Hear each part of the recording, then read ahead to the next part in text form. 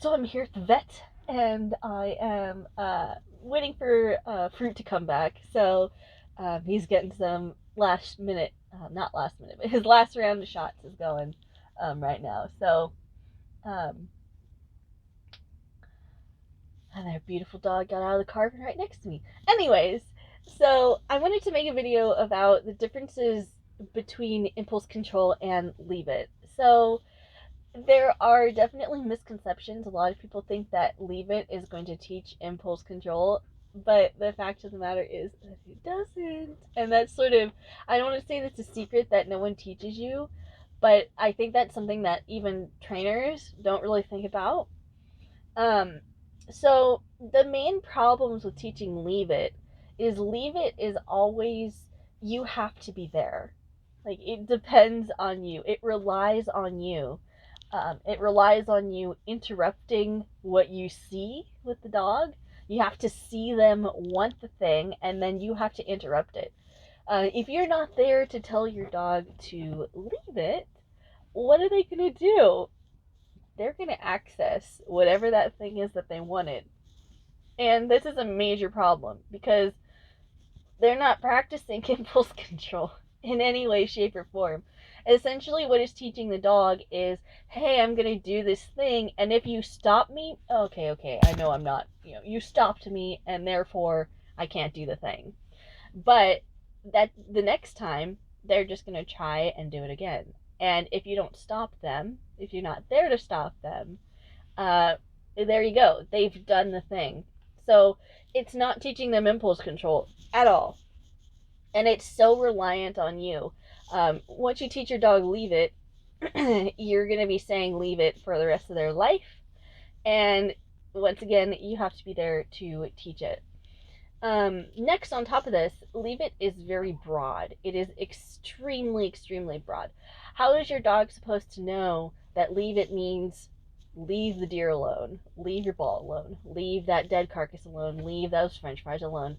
Um, it's extremely broad, and so for a lot of dogs, when you're teaching it, it's not the easiest thing to teach, and there's definitely some hiccups that can happen when you're training it because it's such a broad command and it doesn't generalize very well.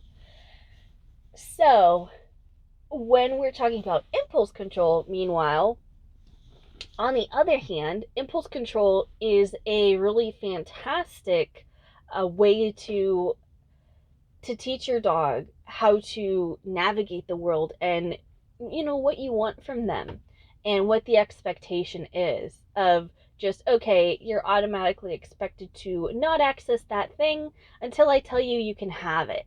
So it may seem like you're picking nits here. It may really seem like those things are very similar. But on the face of it, on one hand, you're going to have a dog who you are stopping from doing something. On the other hand, you're going to have a dog who you are going to give permission to do something. And that creates very different dogs when we're talking about dogs who have impulse control versus dogs who don't. I see this all the time. Dogs will come in and their owner has tried to teach them Leave It, but so now it's like a shouting match of the owner, leave it, Fido, leave it. And so the dog, of course, he wants that thing, and he knows that when you're saying leave it, it's he's not gonna get it.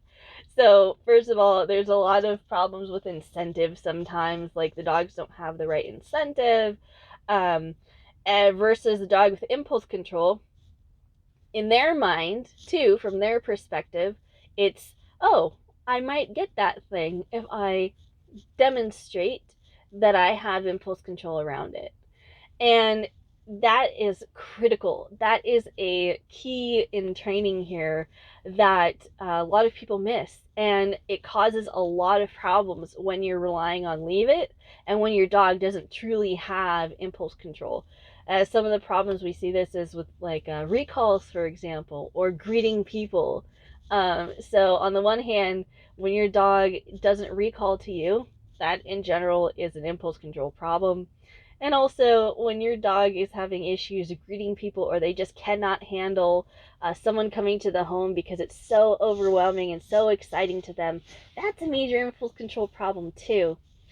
And even when we talk about dogs who are reactive, that in some ways is an impulse control problem, as well as some issues going on with the relationship between you, your dog, and the world.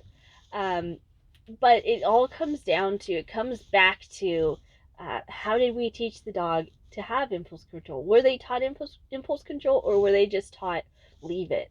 And then are you chained to that command for the rest of your life because you're relying on it and it's relying on um, you using it? So that's my thoughts on impulse control versus leave it. It's two very different results you get depending on um, what you use and how you're doing it.